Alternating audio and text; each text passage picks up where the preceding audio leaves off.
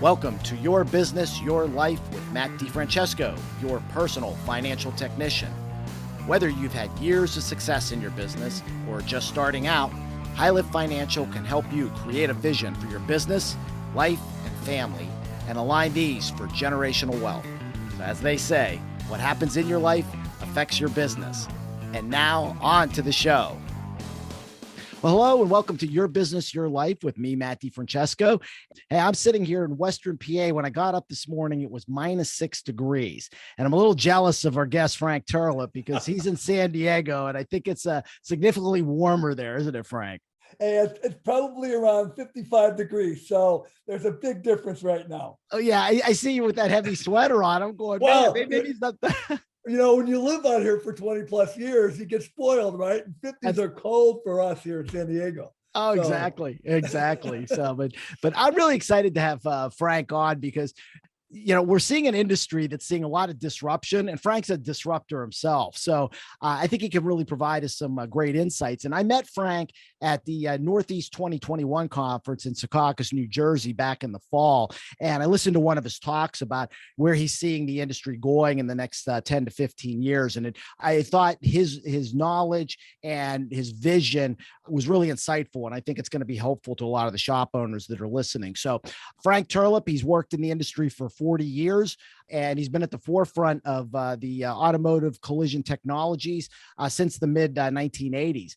His first technology business, he raised $100,000 from angel investors, and he developed one of the first software applications for the automotive aftermarket industry. And since then, he's developed a number of different softwares, the industry's first window-based estimating and management system, the first online parts procurement platform, the first mobile app, digital marketing platforms, and one as well as the industry's leading remote scanning and calibration software platform. So he's also the author of a new book, Auto Industry Disruption: Who and What is Being Disrupted and What to Do About It, which is really where the focus of our talk is going to be. And he's the CEO of Auto Techcelerators, LLC. And he developed Drive Test Copilot, which is a new platform to help manage how test drives are performed and managed, and also has Calibration Copilot, which is the best way to manage and document ADAS systems. So it's a heavy resume there, man. So, Matt, when you're getting old as I am, and you've been around the industry, you don't have a choice but to get along with the things that happen. So, well, that's exactly right. So I'm really glad to have you on the program, Frank. So thanks for being with us. I'm glad to be here. No problem. So the first question I had for you was, you're really a technology innovator. How did you get started in the collision industry? That's a great question. So I literally started in the mechanical industry way back in the 70s. I actually went to college for auto technology and management. Okay. And so, but back then the vehicles were a little different than they are today. But anyway, carburetors and all that stuff, right? Oh yeah. So what happened was my first company, when I started building software for the mechanical industry, I also got introduced to 3 different collision software companies. Okay. And what happened was, as I looked at both industries, I said, wow, there's really not that much competition in terms of software in collision, or in mechanical. There were at that point, now remember, this is the mid 80s. Right. So right. I'm going to guess it's 25 or 30 software companies in mechanical, and there were only 2 or 3 in collision. Oh, really? Wow. And so what we did is actually they call it pivot today. Back then we didn't use that term. Yeah. But we went ahead and built our own mechanical platform. But at the same time, we chose, okay, let's build a collision platform as well to get into that business. Gotcha. And so that was our first foray in the collision. Again, that was 80, 85, 86. Wow. Okay. So yeah. And again, much different industry back then. So most shops back those days did not even write an electronic estimate. Oh, right? really? And we were trying to convince them to buy a management system. They're like, wait a minute, I don't even use a computer. I'm handwriting my estimates. Well, anyway, so it was definitely we were trying to disrupt the industry back then. Exactly. Exactly. That's yeah, and it just continues. And I know, today, we're watching such rapid advances in automotive technology with ADAS, with electric vehicles, just all these different things. And it's funny. There's an old saying that says there's people that are making things happen, there's people that are watching things happen, and then there's people who are wondering what is happening, right? Oh, And absolutely. and I know you're one of the guys that's making things happen, but uh, you know, I think there's a lot of shop owners out there that are kind of out there going like, what is happening and how am I going to evolve? What do you see are some of the major trends and these disruptions that are causing shop owners to feel this way? Well, I mean, so there's some short term. When I say short term, man, I'm going to talk about this year in 2022, Right. which is going to affect the industry. But in the longer term, there's also some longer term trends that I think Okay. that are not only going to affect the shops, but affect everybody in the industry. Right. Short term, and I think this is going to continue to be long term, is consolidation. Mm-hmm. The private equity money that's been put into the collision industry is unbelievable. Right. And if you look at a private equity firm today, they're trying to find places to park their money. And if you think about the collision industry, 90% of the money that comes into the industry comes from the insurers. Right. And the private equity firms look at that and go, well, that's pretty good money. Oh, yeah. Right. And so they look at this industry and say, well, number one, it's still pretty fragmented. Mm-hmm. And number two, we've got almost virtually guaranteed money that's going to come into our businesses. So let's invest in the industry and roll it up. And that's what's going on. I got you. And you can see it everywhere, right? Caliber, yep. Gerber, Joe Hudson. I mean, there was a great article in Body Shop Business. I think it was yesterday, the day before, okay, from a guy named Dave Roberts. And Dave's an M&A consultant. Okay. And he mentioned something that there were like 62 multiple shop owner organizations that were acquired last year. Wow. 2021. Okay. Okay. So that was just in 1 year. Right. And I don't see that slowing down at all. So to me, that's going to be a big trend, not only for the industry, but for shop owners. And by the way, again, I don't want to keep talking, but I will. That's okay. No, that's what you're here for. But if you think about it, most of our industry owners are in their 50s. Yeah. Right. And so the question for them is, how much longer do I want to be in it? How much more do I want to invest in it? Do I have a family member that wants to be involved in it? Yes or no? Right. And it's almost like the perfect timing for all this to happen is because a lot of these people who are in their 50s and 60s are saying, you know what, I'm done. Yeah. Yeah. It's hard work and nobody wants to deal with the insurance companies anymore, all the hassles of that. So it's interesting that you say that this is going to be an ongoing thing. I had another guest on, I don't know if you know Laura Gay at all. I do. Yeah. And she thought that it was going to be happening for a while, but in the next maybe 2 to 3 years, it might slow down.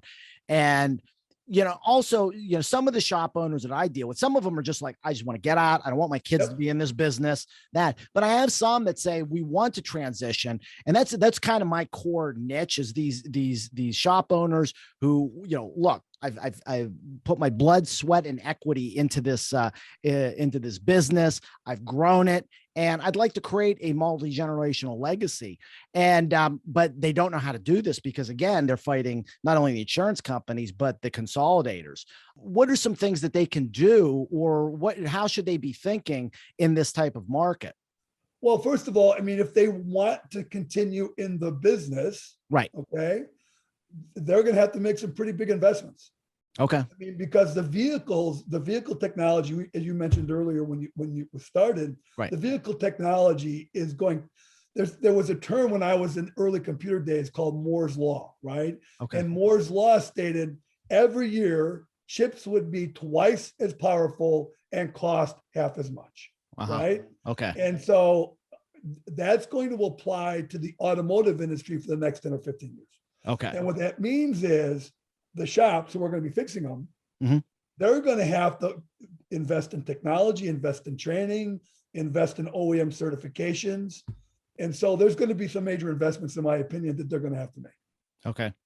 The other thing they have to look at is people, right? Yeah. Where are they going to find technicians, right? Technicians are going to be key, but the technicians are going to be different going forward than they are today. Right.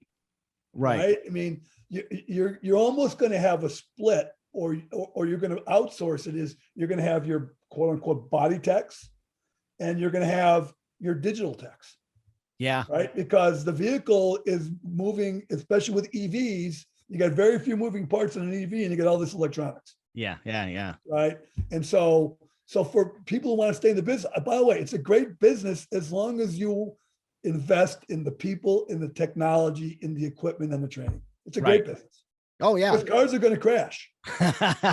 I said, even if they have flying cars, they're probably gonna, people are They're crazy. going to crash They'll too. probably crash too. Yeah, exactly.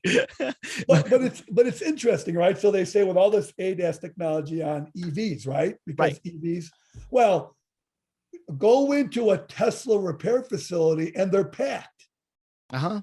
right? Collision repair facility, because the people who drive EVs, an EV has a much quicker pickup than a regular car, and they operate differently. So people aren't as good as driving an EV as they might be an ICE vehicle. Oh, isn't that interesting? I wasn't even Yeah. aware of that. Okay. Oh yeah. I mean, you go to a Tesla collision center, it's packed with cars that are in accidents. Oh, wow. Isn't that So, something? so that proves to me that just because you have all this technology in the car doesn't mean they're not going to crash. Exactly. Exactly. It's funny. My son, he lives in DC, and he came up over Thanksgiving, and he rented a Tesla. So he let me drive it. And it was actually snowing here, which just like really messed me up. Yeah, it was crazy. Because even the self-driving wouldn't work because it couldn't pick up the lines on the road. Right. And yeah, so there's a lot of complexities to that. So Oh yeah, and if you've never driven an EV, well, if you just did the first time, right. It operates and feels a lot different than a typical ICE vehicle. That's right. A lot different. Yeah, exactly. And people forget, you just said it. You live in a snowy area in the country, the stuff doesn't work in the snow. That's right. Right. So great opportunity. So consolidation is going to be, I think it's going to be probably one of the biggest trends that our industry is going to continue to see. I think, particularly in the large cities, by the way, the big MSAs, metropolitan areas. Yep. Rural areas, probably not too much. Okay. But the big cities, absolutely. Okay. Interesting. So, I want to touch on this idea of talent, because that's, it seems like every shop owner that I talk to, that's one of their big challenges. They just cannot find. I was talking to a guy, young shop owner. He's 33 years old. And he's like, man, he goes like, all my guys are in their 50s. He goes, I can't find young people. But I think there's a real opportunity there, because again, with the technology, younger people they've grown up with it. They're more geared toward how to use the technology. I remember you showed the video with the virtual glasses, where, there was actually the car, they were communicating with the car. Where do you think shop owners can go to try to find this talent, or maybe to even recruit these type of kids? Well, again, great point, Matt. The vehicles, not so much today, even though they're trending to be more computerized. Right. The more the newer vehicles that a shop is repairing, in my opinion, the better the opportunity they have to recruit younger, technology comfortable students. Okay. Right. And I think the industry is again, this, to me, the number one challenge in our industry is talent. Yeah. By far. Right. Oh yeah. And the industry there's many initiatives within the industry who are trying to solve that problem. Right. I think one of the problems we have as an industry is everybody looks at the body shop, right? It's the body shop, it's just grind and bump and weld and all that stuff, right?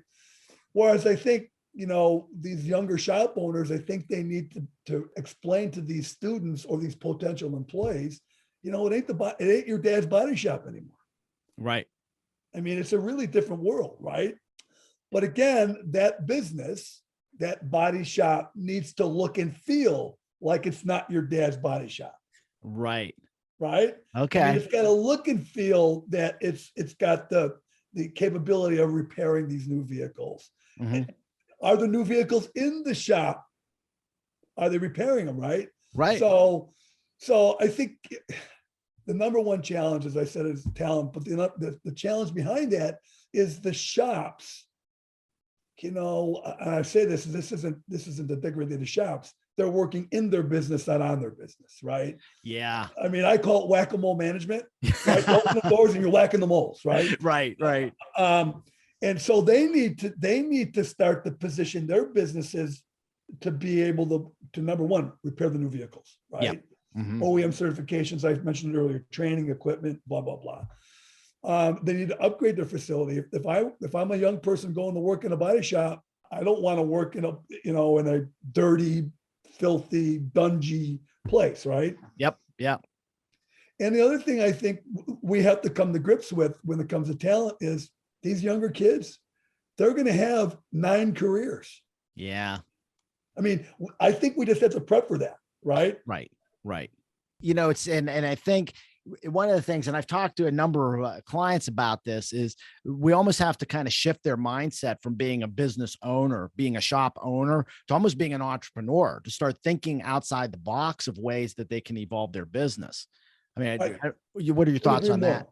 Yeah. Couldn't agree more. I mean, so, I just did a session yesterday for a group on the top 10 trends for this year. Okay. One of the biggest trends, I think one of the biggest growth areas in our industry is going to be ADAS service and calibrations. We talked about this. Yeah. And I wanted you to touch on that. Yes. And if you look at the numbers, and I think I'm using only data, not gut, only data, 75 million ADAS equipped vehicles on our roads today. Right. Okay. The prediction for 2022, I think the number is 16 million new vehicles. Okay. I think that's the number if the chip shortage, blah, blah, blah, doesn't affect all that, right? Right. But okay, so then and then the next year, that means we're going to have what? 85, 90 plus million ADAS equipped vehicles on the road. Year after that, we're going to have 100 and some, blah, blah, blah, right? Mm-hmm. In 5 years, you're going to have more than half the car park with ADAS. Yeah. Okay. Right. But most of the repairs are outsourcing their ADAS service and calibrations to third parties, or they're sending them to the dealer, right? Right. Well, in 2025, it's going to be a $1 billion business in the industry. 1 billion with a B. Okay. Right. That's a big number. It's a big number. And so I'm going around the industry preaching to shops, and anybody who'll listen to me is, if you want to take advantage of the biggest opportunity in our industry, you got to figure out a way to get into ADAS services and calibrations. But there's a secret to it. You can't do it in your own business. Okay. And the reason I say that is, I mean, you're in the Northeast, right? Yeah, so right. If you go to body shops in the Northeast, typically they're relative, and I'm putting this in parentheses, they're relatively small. They don't have a lot of extra space. Right. And so you're not going to be able to do ADAS calibrations or ADAS services in a shop that doesn't have the space for all the targets and all the things that are required. Right. And so what we're recommending is, if you're going to be in the business, create a separate entity, an LLC, subchapter S, whatever it is. Right. And then service your own business, and then offer your services to other ones in your community. Right. That's, it's actually interesting. I just had a conversation with one of my clients who's actually going to do that. We were talking about tax strategies is what it was. And his old tax strategies were, well, I'm just going to build another location, take the depreciation. I'm like, well, it lasted so far, but that was one of the things that, we were talking about, this whole idea of calibration, and that's what he's going to do, service his own. I'm trying to get him to think about moving toward, going to other shops. His argument was, I've got enough work in my shops that I wouldn't be able to handle other. How would you address that? Well, first of all, again, I would ask him several questions. Number one, what's your vehicle mix today? How many vehicles are you repairing today? Right. And so today, typically a shop is fixing cars 5 years and newer. Right. Okay, that's typical mix of vehicles, right? Right. So then that tells me his vehicle mix is going to be 2016 or 2017 and newer. Mm-hmm. And so if you look at that mix, 50% of those vehicles or more are going to have ADAS on. Right. Okay. So then my question to him would be, okay, how many cars are you delivering a month out of all your facilities? Mm-hmm. Don't know that, whatever. Let's just say it's 200, right? Well, if 200 are being delivered, that means 100 of them a month probably need some type of ADAS service. Right. And if he's only going to open up a single ADAS location, he's probably fine just servicing his own business. Okay. right? Right. But if he doesn't have the volume, then he could supplement it with other shops in the community. The only reason I bring up the other repairers in the community, because most of them aren't going to do it either. Right. Exactly. Exactly. Yeah, that, you know, it's funny. And I had another client of mine. I was talking to him about this, and he's like, "Well, I investigated into it, but you know, again, the overhead, and not just the equipment, but also, you know, getting another building, lighting that, paying an employee to do that." He was like, "I just don't see where it's going to be profitable," which I think more in line with you. I think there's an opportunity that's there. Just as you, We've done the numbers. We've run the okay, numbers. Okay. Once you're up and running, it's 60 to 70% GP. wow, Okay. wow, 60 to 70% GP. The average vehicle needs 1.7 calibrations in the marketplace today. okay, And the average calibration price is $300. yep, Right. And so that puts your average ticket at $500. mm-hmm. Right. Right, If you do 10 a week, it's 5,000 a week. yep, Times 4 is you can figure it out. right, And so it's going to be a good business. yeah, If you understand how to run it, and if you've got it's a volume thing. If the vehicles are coming in the door, you're going to make money. right, exactly. Exactly. Yeah. I was trying to tell this guy, I said, I'll buy in on it with you. I mean, I don't know how to ride. I don't know the business, but I'll buy in. The numbers look good to me. I mean, it makes complete sense. The numbers speak for themselves. Again, we've done a lot of research on it, and Right. it's a good business. Yeah, that's it. I mean, to me, like I remember you running through the numbers, and I talked to a couple guys that sell the calibration equipment, and to me, it just made sense. It really made sense. So, But that's okay. Not everybody's going to do them, right? I mean, I'm a firm believer today that 90% of the collision industry will not do their own calibrations. really, Yeah, I'll just give you some examples. I mean, let's just take the biggest of the big, okay? The Calibers of the world, the Gerbers of the world, right? whatever, right? Their repair shops are not doing calibrations. Are you serious? Even the big boys? Nope. They've acquired other companies that service their collision centers for ADAS and calibrations. Wow. Okay. So if you look around the marketplace, you can see trends. Yep. And when I looked at that, I knew right away, and I saw that a few years ago. I knew right away, and then you start to look at the size of the shops across the country. You start to look at the investment. You start to look at the technicians that are needed versus body technicians that shops can't find anyway. Right. You know, I looked at it and said, it's going to be 90-10, 90% are going to do the work. Okay. That's even more reason I think to do it. And that's but they'll still make money at it if they do it right, because typically your shop will sublet the work right to a third party, and then that third party will give a sublet discount to the shop, of which that could be a profit center for them.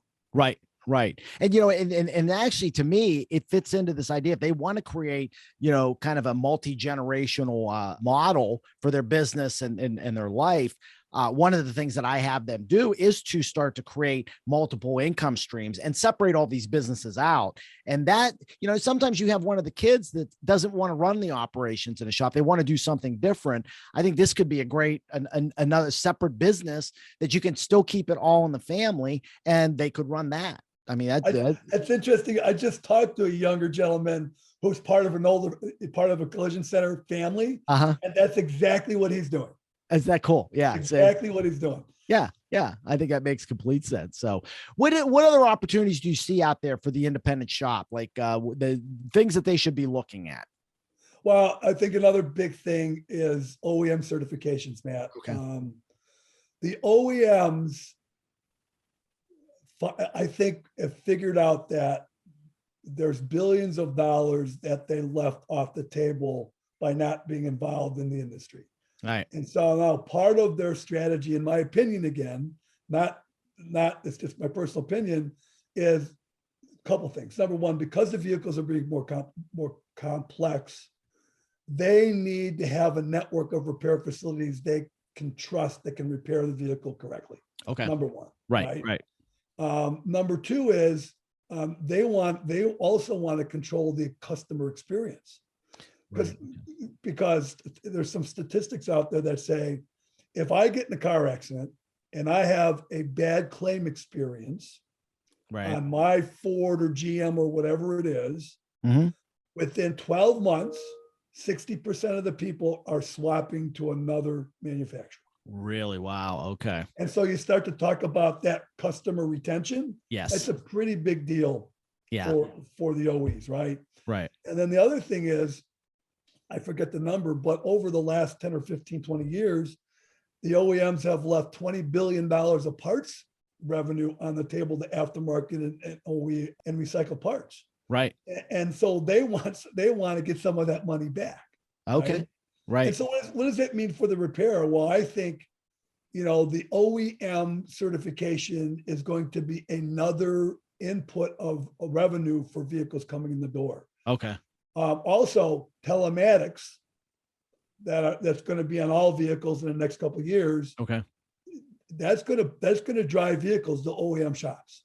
Ah, right. Right. Because they're going to be able to, based on the telematics, know when the accident happens. Right. They're going to know what shops are going to be in the area that can service that car. Okay. And so I think OEM certifications is another opportunity for repairs. Yeah, and it sounds like that a lot of shops are probably going to end up having to specialize. Well, if you remember, I talked about that in my Yeah. 2035 presentation.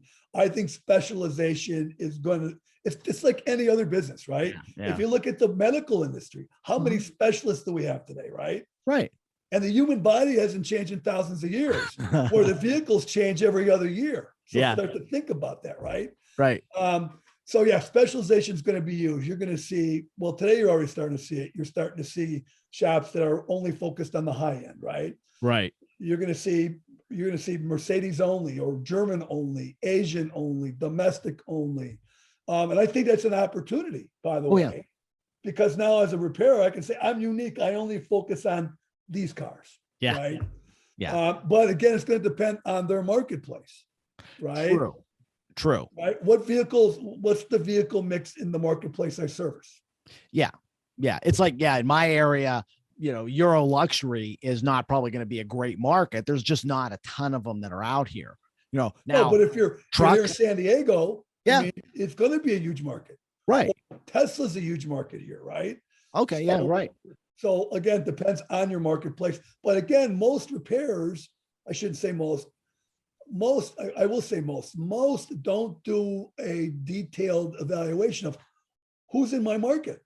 What vehicles can I service, right? Right. And most of the shops, paint companies, will provide that service to them. Okay. Yeah, exactly. Okay. I think that's good research to do. Like, around here, like I was reading about the new Ford F-150, the EV, and then I guess Chevy's coming out with the Silverado. This is a pickup truck area, but I can see where there's an opportunity even for shop owners here in a more rural area to be able to focus on one of those, whether it's just, Ford trucks, Chevy trucks, the GMC.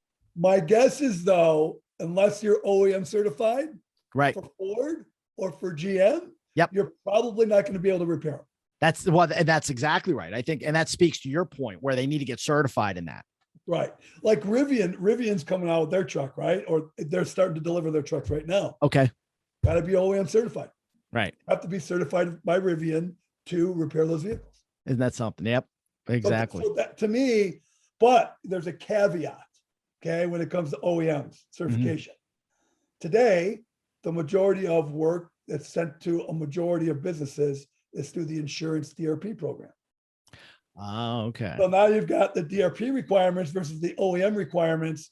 And so there's a little bit of a fight there between some of the requirements to meet both. I got you. Because the OEMs want OEM parts.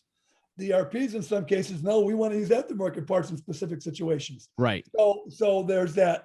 It's pretty interesting. Yeah. And I think the shop owner is going to have to figure out how to navigate that because they want to produce quality work. And again, if they're OEM certified, they're going to be forced to do this. And I think to a certain extent, maybe you got to get a little bit of sales skills, to be able to go back to the insurance company to, make sure that the customer, the vehicle owner, is happy.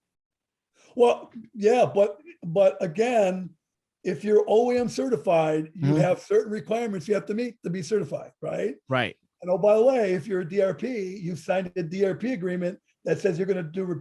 Okay. So right now, that's one of the big challenges in business as well. Gotcha. Is, who do I serve? Exactly. At the end of the day, it shouldn't matter about those two. It should be the customer. Right. I'm with you. It should be the car owner, right? Yep.